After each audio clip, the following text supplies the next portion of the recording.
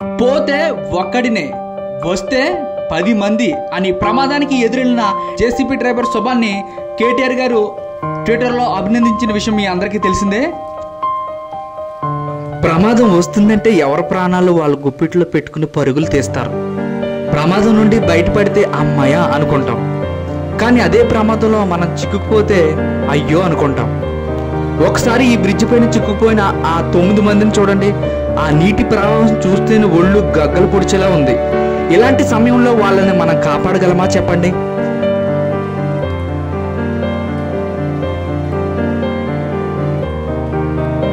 ఈ భారీ వర్షాల వల్ల ఖమ్మంలో మున్నేరు వాగు భయంకరంగా ప్రవహిస్తుంది.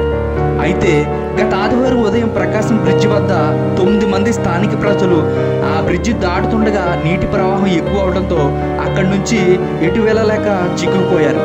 ప్రభుత్వ అధికారులు కూడా చేయలేని సాయాన్ని ఒక సాధారణమైన జేసీబీ డ్రైవర్ సహాయం చేశాడు.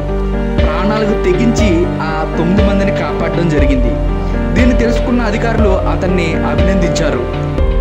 పోతే ఒక్కడినే, వస్తే ఆ 10 మందితో అని ఆ ప్రమాదానికి ఎదురెళ్ళి ఆ 9 మందిని కాపాడి తీసుకొచ్చాడండి.